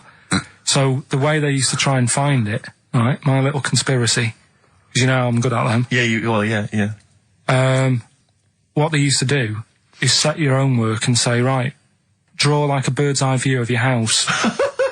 Right? But draw everything you've got in your house in it as well. So if you've got anything in the loft, make sure you draw it. Right. So kids would come in with overhead projectors. Well, that was the idea, I think, behind Guns. Yeah. it. They were And the aircraft guns in the shed. So the picture you did for your home, presumably got nothing from me. Nothing. I didn't do it. I'm not. He used to hand it in, empty house, I'm not a grass. Yeah. And nor the illegal immigrants living in the Just kitchen. a picture of your Auntie Nora. Yeah. What's that? Is that? Have you been, that a have you been tennis ball? stealing tennis balls? Yeah. No, that's not a split tennis ball. That's my auntie Nora's. But what about all the stuff? Didn't you have to draw all the stuff that your father had nicked? All the stuff, you know. Listen, we're doing Songs of Phrase today, because Rockbusters has gone. What songs of phrase again? I can't remember. I think I've blanked it out. Yeah. When we do, something that's been said a few times on the show. Right. Right? It's been said a few times. I'm scared of Andrew Phillips. I'm I not need scared my of job on it. Go on, sorry, you were speaking, Carl. So we take a phrase from the show, right, and just get songs, like the words from the songs, edit them together so it Something says like that phrase. Yeah, something like that. Yeah, okay. Yeah, no, just go on. Sorry, go on, Carl. Come on. So are we doing it? Sorry, so what's the phrase you've come up with? Phrase is no more cheeky freak of the week. No more cheeky freak of the week. Is there not? We're not having that anymore. Well, no, because it's offensive, and if we're worried about offending people, to talk about people with disabilities, Well, yeah, like, but that's like what conjoined annoys me. twins and women who are born with like deformed legs, was and you call never- them dog woman. It So wasn't- it wasn't- you know, you've got to be careful. You've already insulted Christ. Let's not do disability. Let's do songs of phrase, shall Cheeky we? freak of the week was never out to offend anyone. No, It was to make you You'll realise swear, how we don't lucky. try and offend people. We try and entertain them. Right, do you know the funny thing is? Right, you're saying about, being cruel about people and stuff. It goes on all the time. On the news the other night, do you know those Siamese twins that didn't make it through the operation? Yes, yeah. Right? And this is why I'm stopping it, because I don't want people to think we're having a go at disabled people and stuff, right? On the news, right? Yes. Before that operation, the doctors said, we're going to try and sort this out. All the doctors are going to get their heads together. Is that a good phrase to use? Yeah. Yeah. See what I'm saying? Carl, play a record. No, I'm Play a just... record. Are you offended, Rick? You've offended Ricky Gervais. You're the one that's Yeah, but I'm saying, we're not out to offend anyone, yet it's always going on. People are always having a go. entertain. Please don't bring it down. Play a record. No. I hate him. Darkness growing on me.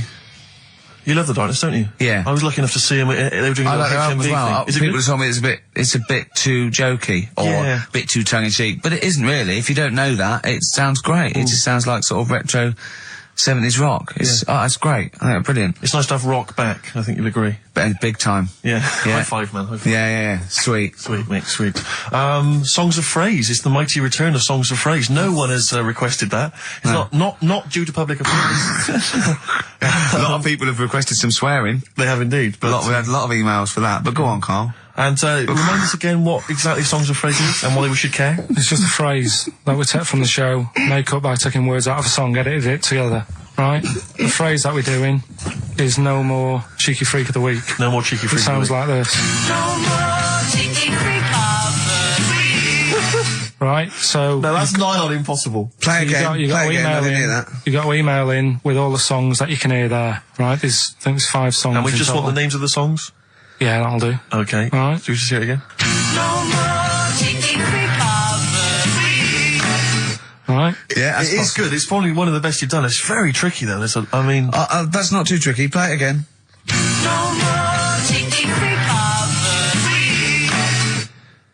How many have you got, do you think, Rick? Just Well, I've noticed the same person singing twice. Is that right, In a Carl? band and solo. Yeah. And I know one I track think- straight away from the word. Can I just say, I do think naming the songs is a bit tricky. Let's just name the artists. Is that all right? What's the artist? Just the artists, just change the rules slightly. Yeah. Before we play it again, just let you know what the prizes are. We've got on DVD Later with Jules Holland Louder. Lots of the alternative acts he's had on there. A DVD, a couple of DVDs. With Rollins Boogie on there. Woogie piano over the top. Let's hope so. Brilliant. I can't He's Mary wait. Chain are on there, Stereophonics. We've got Sonic Youth, Ash, Hole, Queens of the Stone Age, Foo Fighters, quite good. Once again, Cruise of the Gods on DVD, starring Rob Brydon and Steve Steve Coogan. That was on at Christmas. It's not bad. It's not the same one. They haven't been sending that back. We've been giving out different ones each We week. have indeed. This is an album just called quite simply I Love You. Yeah. And you'll be pleased because there's the likes of Mel C, Cliff Richard and the Hollies on there. Brilliant. Excellent. The best chill-out album ever. We've got the Beach Boys on there, Elvis Costello, Pink Floyd, Coldplay. That's not bad. And this is the one that's most interesting, I think, the American Song Poem Anthology. I've not heard it yet, but apparently, I think what it is an anthology of recordings that were made apparently in, I think, maybe 50s or 60s America. There was a particular organisation, you could send in songs or lyrics that you'd written at home and they would set it to music and record it for you. And this is a compilation of them. So obviously there's some quite idiosyncratic and odd little things on there. I think it's probably worth a listen. So not bad prizes at all, Carl. Let's play it again. Well, we started that going. Just the artists then. Ricky.Gervais at xfm.co.uk. Ricky.Gervais at xfm.co.uk. Once more, Carl.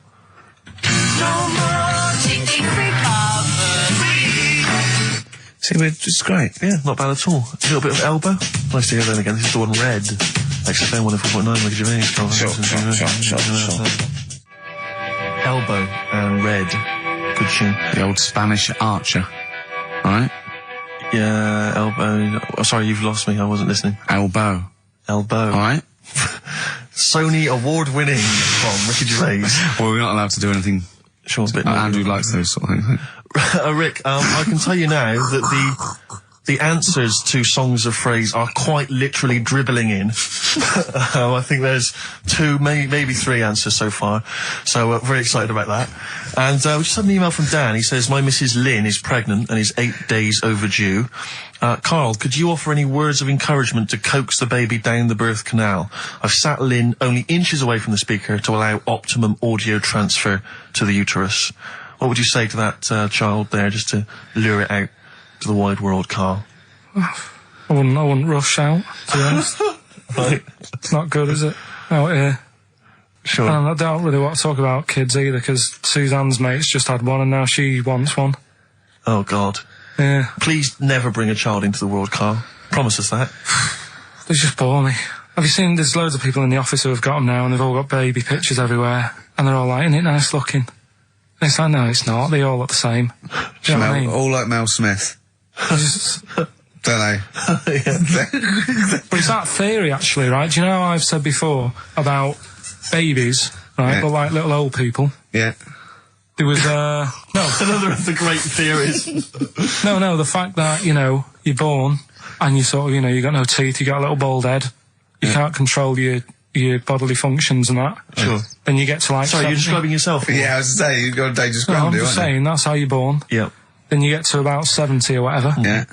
All that starts to happen again, doesn't it? Right. Yeah. Now, there was a story in America about, just backing this up again, 70-year-old fella, 70-year-old fella, okay. little bald head, Yeah. right? Probably no teeth, and that. Probably, yeah. Nappy and that, right? Yeah, probably, yeah. Goes into... Not 70-year-olds, but pop the old nappy on your 70th birthday, take your teeth out. Goes into an off-licence to get some beer, doesn't get served because they didn't think he was old enough. Right. Okay. Right, okay. Wait a minute. Right, Carl's back.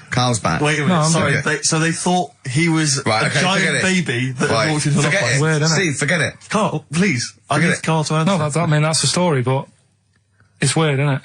That's Well, what I'm it's not true. saying, it just backed up The my guy theory. in an off-licence thought that a giant baby had waddled A into an 70-year-old off-licence. wrinkled baby in an overcoat, sucking Werther's Original, smoking a pipe and going, I can't believe it, the price is not the same as they were, right, was a small child. Well, Yeah, weird, isn't it? Play a record, you're an idiot. well, what's happening with Songs of Phrase? Forget it. Forget it, No, who as cares? I say, the answers are dribbling in, and Can we run this radio station for a week?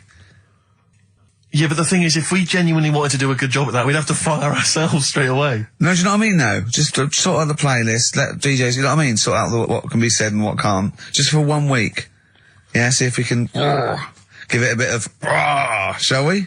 Well, what would you do? I don't know, does the phrase pissing in the wind mean anything to you? Well, I know, yeah. Well, are we going to even meet this week? Because it's, you know, we've wasted time pre-recording stuff that we can't put out. I don't know if it's He's worth... still on that. He is still on it.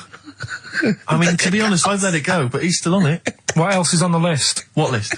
On the list, I said to you yesterday, let's sit down and have a chat. I threw that away. I thought it was just a piece of crap. You can't say crap. You're saying... You should have bleeped that. I know, why don't you believe that? Why don't we pre-record the whole show, then we only have to come in once? What do you think of that? Carl. Whatever. Carl. Steve, what are you doing with I seriously think if we put out last week's show, would anyone notice? Carl. Play a record. He's driving me mad now, Carl. Carl. Seriously, he's driving me mad. Carl. Press the button. Please. Carl. I'm sick of it. Carl.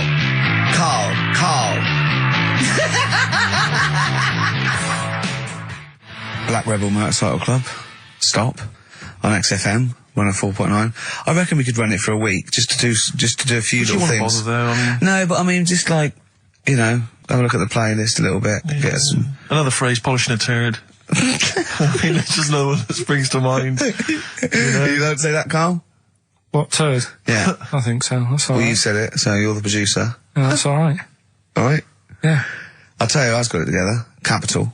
Oh, no, that's a classic station. I came in the week to just check Carl out if he was here. He wasn't. He was out for about an hour or so.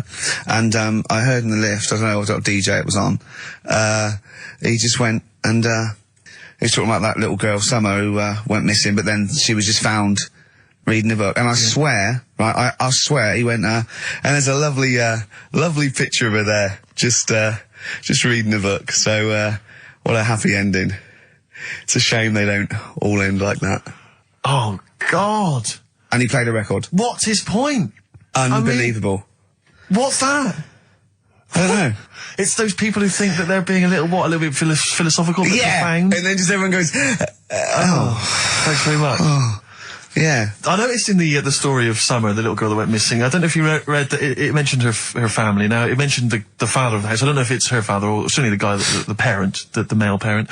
And it was something like, I think, I don't want to, libel him, but it was something like Paul, 24, and he's a graphic designer, recently changed his name to Dragon.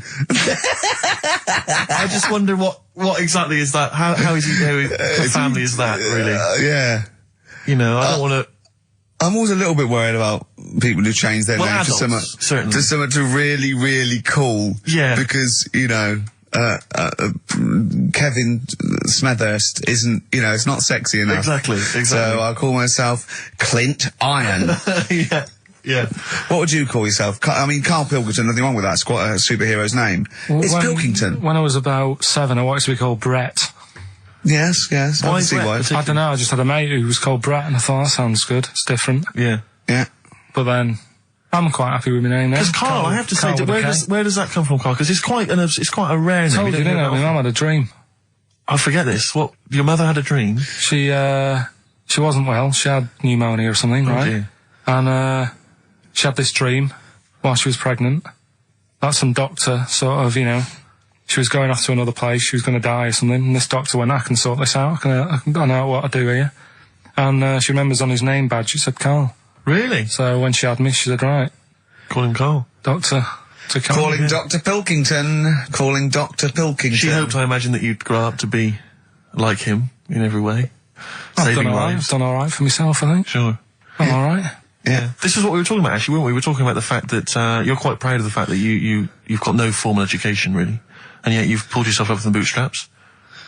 Yeah, well, I know people who've got results and that, and don't do anything. Sure. Do you know what I mean? They're on the street. So I've used all my energy as I've got older, rather than burning myself out as a kid. Right. Yeah. Do you know what I mean? Sure. So I don't know if that's advice. Should we advise that to young kids out there? Don't take exams, don't work at school, just, move away from Manchester and get a job on XFM. They'll employ anyone. Yeah, you get an hour's lunch break, you're away by 5:45. You need no qualifications and to work for XFM. Because you don't have to think for yourself, because your boss tells you what to do, you can have some time off to go shopping for hobs and shower units. He's alright, he's a good boss. Yeah, I know. He'll let me have next Saturday off. He knows how tired I am. How many Saturdays has he had off? He's going away again. He's had 2 holidays. He gets 26 holidays, 6 days a year. 26 days a year. It's unbelievable. He was sick because he put on wet trousers. Yeah. And now you're going down to Hastings. Are you leaving early? Because you left early last time, didn't you? No, I wouldn't do that again. Now, what are you going to Hastings for? Just having a break. Listen, though, we were talking about depressing news, right? And with that kid and what have you. Yeah. You see that thing in the week? There was 3 bits of depressing news, right? There was one, an old woman who swallowed a fork. An old woman who swallowed a fork? Yeah, did you see She's that? dead, the dork. An old woman swallowed a fork. So what did she swallow the spoon? Why did she? Yeah. Swallow the spoon. Yeah, when she followed the spoon. What's her name? She swallowed a cockroach. Right. Sorry, whoa, is this the old rhyme Sorry, now? is this a rhyme that you've got slightly wrong? No, You've changed dog for fork. This is the truth, is it? This is what you read? Oh, no, yeah. Sorry. Yeah, never confuse the two. This is what you read on a spurious website or some mentalist No, hang on, sorry, emailed you. just before you move on from that, there was an old woman who swallowed a cockroach. Yeah. And in order to get the cockroach out, she swallowed a fork? It doesn't rhyme, but it's good. She tries to get it out. With a fork? She went, what for God? I'm thinking she's in a kitchen. Yeah. That'll do. She grabs that, she tries to get it out, and she lets go of it. And it goes, swallows a fork? Yeah, it was in the paper. The terrible thing was it was a gardening fork. it was awful, you know. Or is that stupid? That'd be stupid if it was a gardening fork, wouldn't it? I'll tell you what annoys me though with things like that. Me? In the paper, it was, well, you do, and everyone knows that. You do, honestly, no. Right? You do me head in. People, the way people say it must be great working with him. Must be brilliant. No one it's not, says it's that. a nightmare. It is a nightmare. Get on with it. Go on I with can't be bothered now. Let's just play some. Because I'm interested. I'm interested. Yeah. Seriously, I am. Come What's back the after story? this. No, let me finish the story. Come on. Long links. I'll tell you in a bit. I'm getting annoyed. I'm getting so angry. Alright, the player record of this. The verve. Unlucky man, that's for Karl, who is a lucky man. 2 hours every Saturday here. Just a little bit of chat and laughter. Some great records. Alright? What are you going to Hastings for? Just to chill out? Yeah. What are you going to do? Just chill out. What specifically is in Hastings that's of interest to you? They having another battle? Nothing, it's just cheap, isn't it? You can get a B&B for about 40 quid. Sure. The weather's good, so Well, let's all go. why not? Yeah, why not? Do you want Ricky to come down with you? Now. Right, okay. Now, you were going to tell us something before we started winding you up. What were we talking about? We were talking about the old man who was mistaken for a small child. It was actually, the 70-year-old who they thought was underage. Right, so then we got on to, right, this is the old woman. I was saying, she ate a cockroach. Right? She ate a cockroach, yes, by mistake. How did she eat a cockroach? Why was there a cockroach? She was cleaning up, it jumped in her mouth. Right. So she immediately, the first thing she did was immediately grab a fork and plunge that down her throat. Yeah. Well, no, maybe not immediately. I mean, she tried other methods. She tried plastic spoons, her fingers, maybe washing it out, maybe going, oh, I nearly swallowed a cockroach. Did she try that one? How horrible. Right, so anyway, the fork went down. Yes. And it's got this picture in the paper of like the X-ray. And you can see the fork just like going across like that. Yeah. Wow. That's mad, isn't it? Yeah. Well, it was, well, the fork was in her abdomen, was it? On X-ray? Yeah. Are you sure she swallowed it? You sure she didn't just say that to the doctor? Like, how did it get in there? And you got a fork inside you? No, I know what you're getting at. Because I remember years ago, do you know Dr. Steele? Do I know Dr. Steele? Yeah, on, he does... Is he a superhero? The one on Richard and Judy. Right, what's he, a psychiatrist or the resident doctor? He just pops in and Is they've that got the a sort of problem. like the suave sort of... He's not that smart. I know what you He's mean, yeah, I know what just you a normal doctor fella. Sure. And, this was like in the 90s, and, Rich and Judy said, we got the doctor in again today.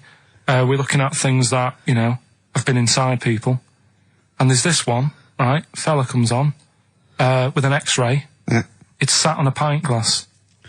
He sat on a pint Well, glass? that's what... He hadn't had That's what he it. said. Sat on a pint glass. I remember that story that, was published, about the bloke, and this is the excuse he gave, to a doctor when he had to go and have something removed. It was, a bottle of sort of HB sauce or something up his, what word can we say in case hand resistance? You don't need to, people know what you're saying. Okay. Right. Rectum. Is that alright? No, you didn't need to say it, but... Well, no, he might as well. It's a medical term, isn't it? Doctors Anyway. say rectum, don't they? Anyway. So the doctor got it out, and the excuse he said he'd been shopping, been to Safeways, he bought his shopping home, and he popped the shopping on the front step, and he realised he's locked himself out. So he started to shimmy up the drain pipe, but his trousers and pants fell down. while he was climbing, and he slipped and fell on the HB sauce bottle, right? And that was the note thing, right? And the doctor had put at the bottom on his notes, this would be somewhat more believable if Safeway sold their HP sauce with condoms already attached. Wow. Well, God. that'd be bizarre. Why did he put a condom on it? No idea. To use it again on his chips. So he didn't just buy it to have a quick, you know. Yeah. He thought, well, I don't want to waste HP sauce. Sure. I mean, I use it up the arse, then I got on the chips. Safe sauce. I always practice safe sauce. Always have safe sauce. Red Hot Chili Peppers, universally speaking on XFM 104.9, Steve. I'm just going to make every single one of our listeners shrug and kind of give a who cares look by saying that after the ads, songs of phrase answers. We've still got monkey news, haven't we? Oh, monkey news as well, yeah. Hello, you're supposed to say something that will keep people listening during the advert. Should we bring back no, can't do Cheeky Figure of the Week. Play some ads. Blackalicious and Deception on XFM 104.9, Ricky Gervais, Karl Pilkington, Steve Merchant. Well, we were talking just before the ads about I think we're talking about objects being stuck up people's arses. Okay. I think that was the if someone link, can just wasn't confirm that. It was objet d'art, well, objet d'art. Arceus, objet d'art. Objet d'art. Which maybe that's a new feature. Objet d'art. Objet d'art. Using objects you stuck up your French for stuffing stuff up your arse. Yeah. But I remember when it's not really, it was just about objects and odd things in odd places. I used to work for a magazine when I lived in Bristol, and I remember the editor said to me once, he said, "Oh, we got half a page to fill. Do the usual. Phone up a hotel and ask them what the weirdest objects they've ever found left behind in a hotel room are." This was something they did every year. They just they would phone up the local hotel. And I found out, I can only remember 2 of them, but they have stuck in my mind. These were found, I think it was the Marriott Hotel in Bristol. Yeah. They were found by cleaners. A chicken. A live chicken? Yeah, a live chicken in a hotel room. And that was just left behind. And a false leg. I mean, I don't know who leaves behind a false leg. I mean, presumably you'd notice if you didn't have your false leg, because you'd be lying on the floor. But I just remember, well, yeah, I don't know where else you'd find those 2 objects, except perhaps Paul McCartney's farm. I've always thought to myself, who left behind a false leg? Maybe the chicken pecked it off. Yeah, well, possibly. The person with it just went and goes, so much different, I keep falling over. Yeah. I don't know why, and where's my chicken? Yeah. She probably called later and said, did the cleaners find chicken and false leg? I'll check. Yeah. We haven't had them handed in. Yeah. I don't know, we get a lot of chickens and false legs left behind. What was it like? Yeah. It was just a wooden thing with a foot. Has it got a foot on the end?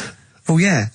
Yeah, we might have found it. It might be yours. In pirate films, they always had, the pirates would have the peg leg, which was just a piece of wood. There was no effort to make it look like a leg. I don't know why it didn't dawn on them then to make it look more like a leg. I mean, I don't know at what point. I quite like a big... Do you know why? I wouldn't really be that interested, but I'd be marginally interested to see the history of It was peg fashion, leg. because they didn't wear long trousers then. So they all stopped at the knee. So why are you wearing long trousers? No reason. Let's have a look at your legs. Yeah. Oh, it's more embarrassing, you see, if you hide it. Yeah. It's like they had a hook. Yeah. Why didn't they have a glove? A hook is never a good idea. It's not a practical enough thing. It is if you're abseiling between 2 buildings in a hurry, because then you can just use it straight down the wire. But a hook is such a grotesque thing. I mean, don't have a go at them.